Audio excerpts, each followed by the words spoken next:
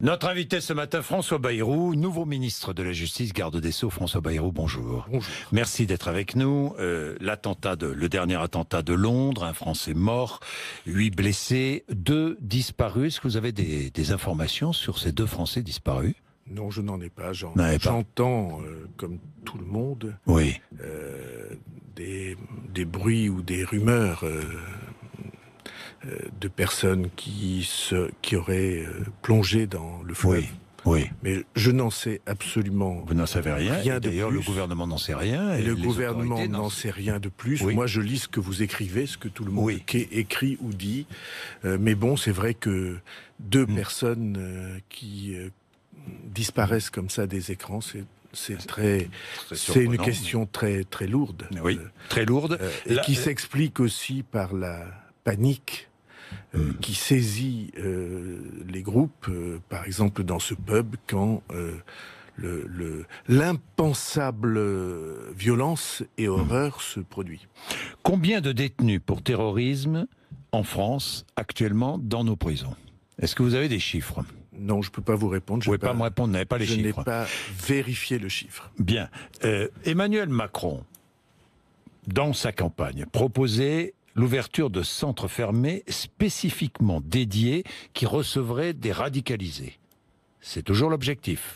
C'est l'objectif, en tout cas c'est une nécessité qu'on est obligé de traiter, n'est-ce pas? Il faut voir que les procédures actuelles, dites de déradicalisation, pas seulement en France, mais dans tous les pays européens, et j'allais dire dans tous les pays du monde, parce que les États-Unis sont, eux aussi placés devant une difficulté de cet ordre, n'apportent pas les résultats qu'on attendrait.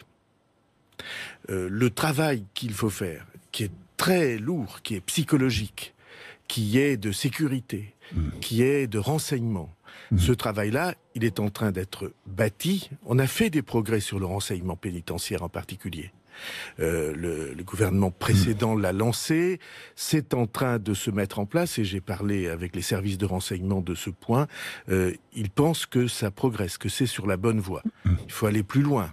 Et il faut aller plus loin dans, j'allais dire, l'intervention, le traitement, comment on peut dire, la reprise de personnalités qui sont complètement à la dérive, qui sont parties complètement dans une idéologie de violence et d'extrémisme. Est-ce qu'une société comme la nôtre a les réponses? Pour l'instant, il me semble qu'elle ne les a pas vraiment. Nous n'avons pas les réponses. Nous ne les avons pas, et vous avez observé, naturellement, parce que c'est votre métier, le parcours d'un très grand nombre de ceux qui commettent ces horreurs. Ils passent souvent par la prison, et c'est souvent en prison où ils étaient entrés comme voyous, ils sortent comme radicalisés en quelques semaines. Et la rapidité de cette transition-là est une question pour la justice. C'est d'ailleurs une question pour les citoyens. Évidemment. C'est une question pour chacun d'entre nous. Mettre en place ces centres fermés aussi, qui recevraient des radicalisés pour éviter qu'ils ne soient au contact avec d'autres. Il y a un autre point aussi, pardon, mais sans cesse les surveillants de prison nous alertent. Vous le savez, les portables en prison. Les portables en prison. Aujourd'hui, il y a des détenus qui envoient des vidéos se moquant des surveillants de prison, qui font des FaceTime avec l'extérieur.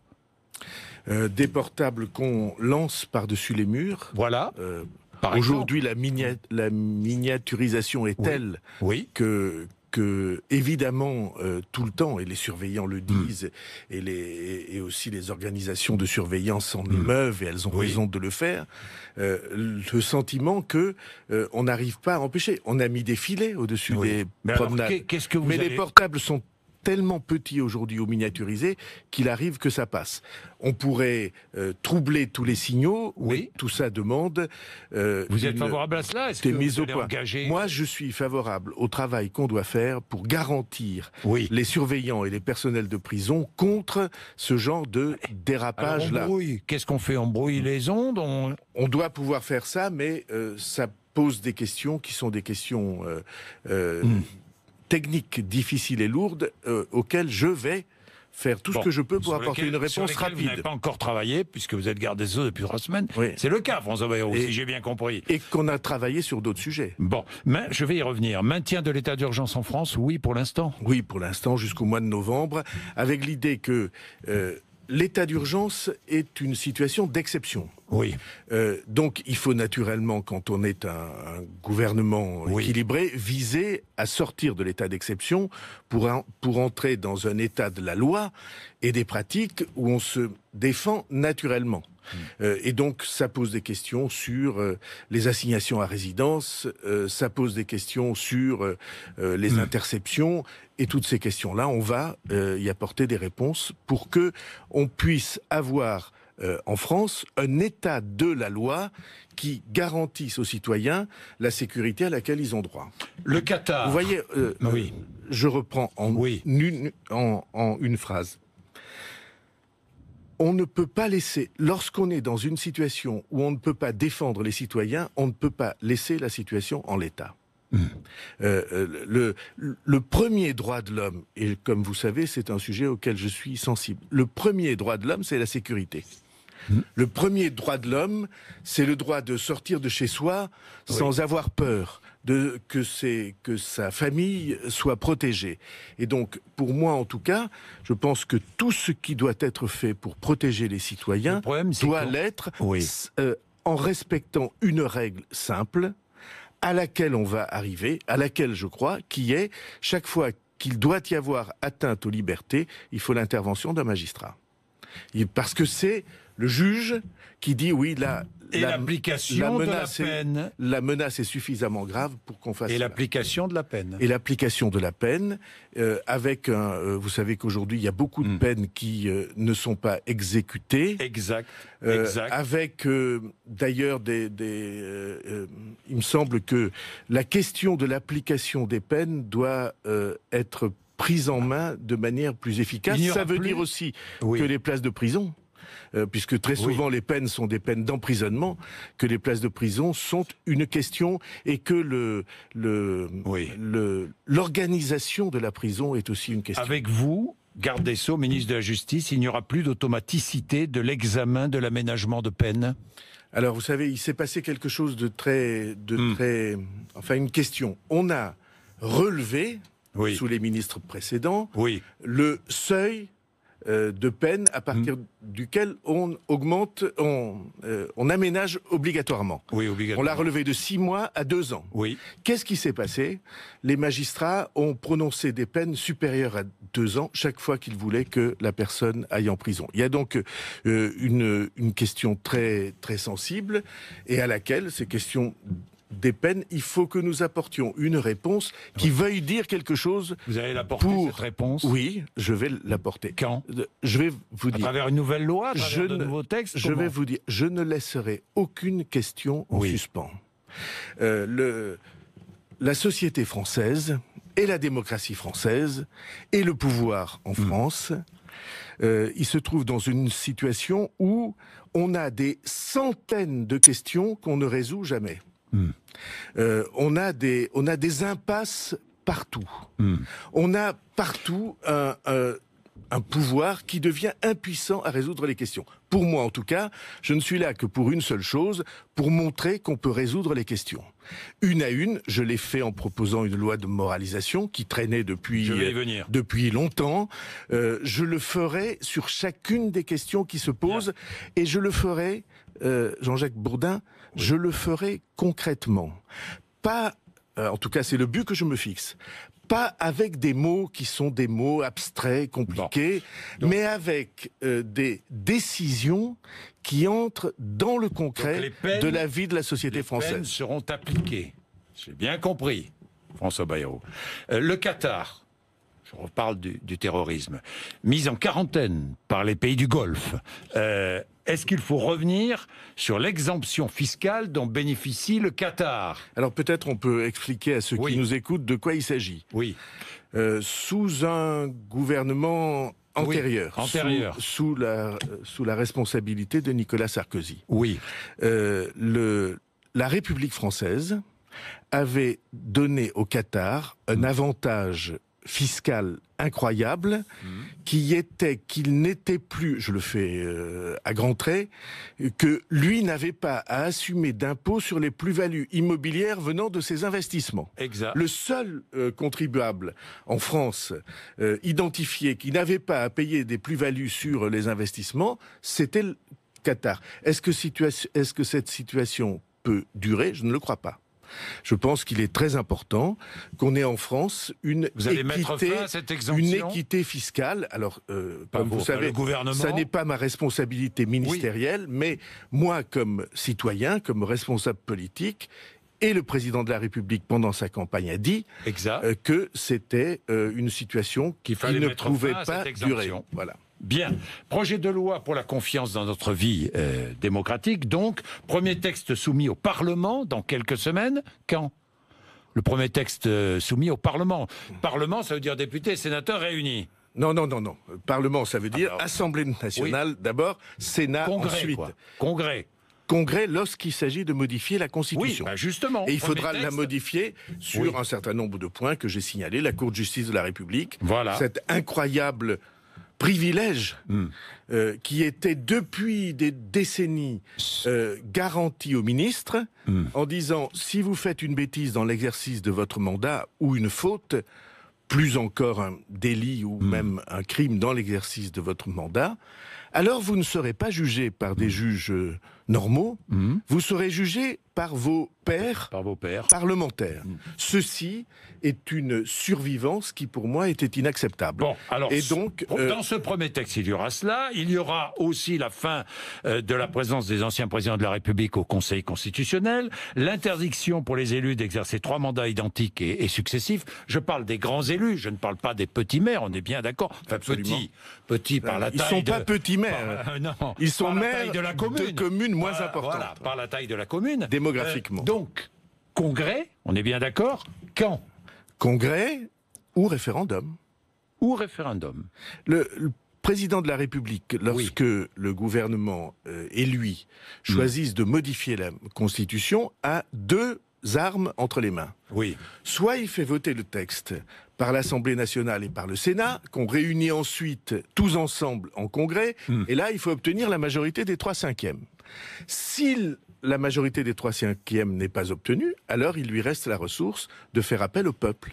Et c'est le peuple qui tranche. Le président de la République n'hésitera pas. Et pour moi, en tout cas, il n'y aura aucune hésitation. Si sur des textes essentiels qui touchent à l'organisation de notre vie publique, au point que la Constitution doit s'en occuper, s'il y a blocage, il faudra que les Français tranchent.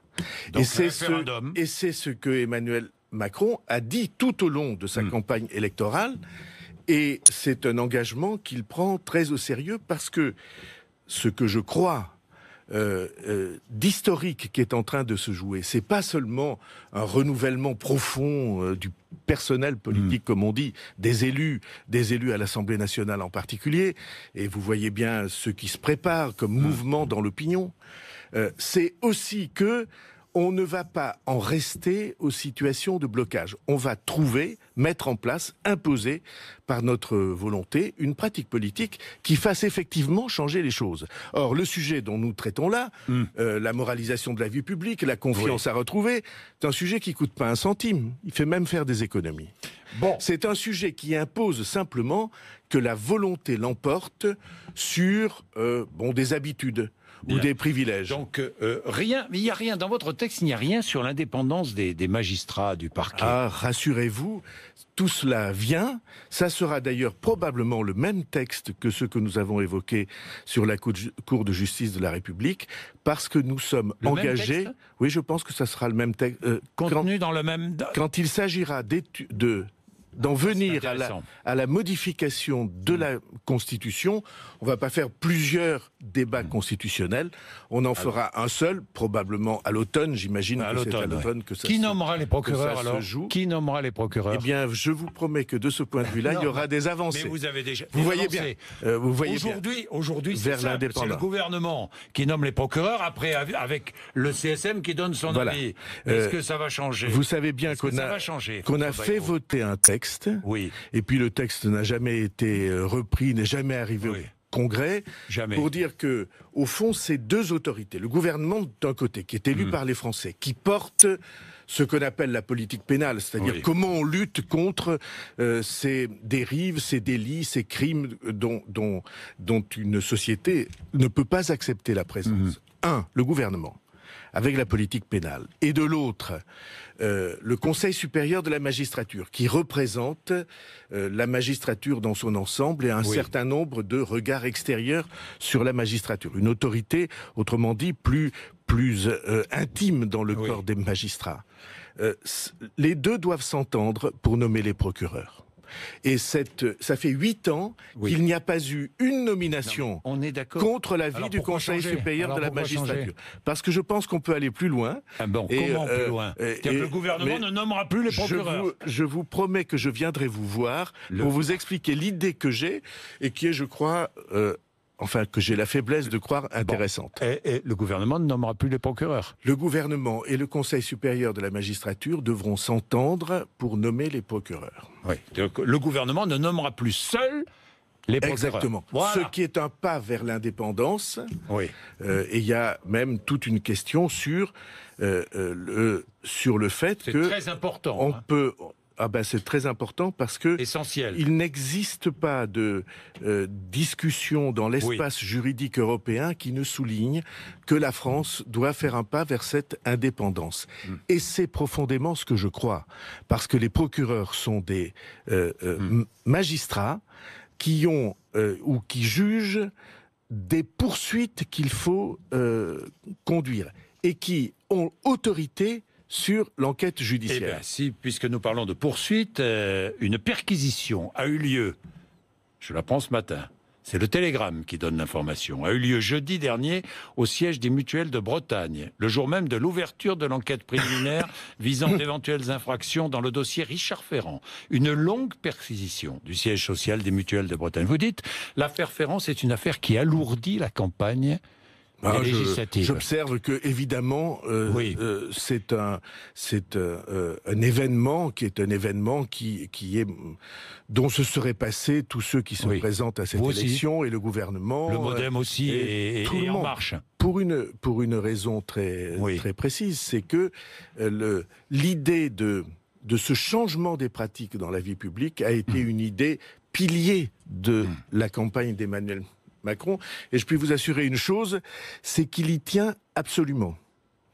J'atteste qu'il y tient absolument. Et donc, évidemment, mais il se trouve que je suis garde des Sceaux. Je sais, comme vous le savez, il y a une loi qui a été votée en 2013 et qui dit une chose très simple. Dans les affaires judiciaires, le garde des Sceaux n'a pas le droit d'intervenir. Oui, mais ne devrait-il pas quitter ses fonctions de ministre afin de restaurer la confiance dans la vie démocratique? François Bayrou. La composition du gouvernement, vous me posez des questions dont vous connaissez toutes les réponses à l'avance. Donc, composition du gouvernement, si vous êtes un observateur trop attentif, la composition du gouvernement, elle dépend du Premier ministre et du Président de la République. Vous n'auriez pas choisi Richard Ferrand. C'est le président de la République et le Premier ministre qui tranche de cette question. Et je ne veux pas du tout faire des affaires personnelles de tout ça. Enfin, avec votre loi... ça n'aurait pas pu avoir lieu. Voilà, Richard Ferrand ne serait ni ministre ni candidat. En tout cas, ce qui lui est reproché, sans que je sache si c'est vrai. Je n'ai aucun élément. On est d'accord. Que ce que j'ai lu dans le journal, comme vous. Parce que le ministre de la Justice se tient à l'écart de tout ça. On est bien d'accord. Mais avec la loi, ça n'aurait pas pu se produire sur plusieurs sujets. Vous déplorez que ça se produise? Non. Avec la loi, ça n'aurait pas pu se produire. Cette loi, elle est faite pour mettre des garde-fous. Des garde-fous, ça veut dire qu'il peut y avoir des gens qui conduisent trop vite ou qui dérapent c'est ce qui lui est arrivé. Il y a des garde-fous sur le bord de la route. Et ma responsabilité, c'est que les garde-fous inspirent confiance aux Français. Parce que le but à atteindre, et c'est un but que vous le savez, je poursuis pour ma part depuis très longtemps, c'est que nous redevenions un pays dont la démocratie soit honnête. Mais c'est un boulet que vous allez traîner. Non, mais je vois bien ce que vous voulez me faire dire, et comprenez bien que je n'ai pas l'intention d'entrer dans ce jeu. Je comprends très bien. Vous voulez donner confiance aux citoyens. Oui. Mais vous donnez confiance aux citoyens avec un boulet que vous traînez. Non, parce que l'enquête est en cours. Vous venez de signaler un événement qui est assez important. Oui. Peut-être en d'autres temps, ça n'aurait pas pu se produire, ce que vous avez indiqué. Donc, l'indépendance de la magistrature est la loi que nous suivons. Et le principe que je suis... Vous voulez que je vous dise pourquoi en une phrase? Allez. Pourquoi l'indépendance est aussi importante? Parce que l'indépendance des magistrats, le fait qu'il ne puisse y avoir aucune pression sur eux, garantit que tout le monde est égal devant la justice. Les puissants et ceux qui n'ont aucune puissance. Comme disait La Fontaine, selon que vous serez puissant ou misérable. Oui. Eh bien, je suis engagé à ce que l'indépendance de la justice garantisse cette équité-là. Bon. Sur le plan purement politique, ce sera ma dernière question. Marielle de Sarnez est candidate à Paris. Si elle est battue, elle ne sera plus ministre. C'est la réalité, mais si vous regardez les enquêtes d'opinion qui paraissent, vous voyez que non seulement elle n'est pas sur le point d'être battue, mais qu'elle a le soutien dans une circonscription très difficile, un soutien très majoritaire, en tout cas dans les intentions et qu'elle le mérite. Merci François Bayrou, 8h57.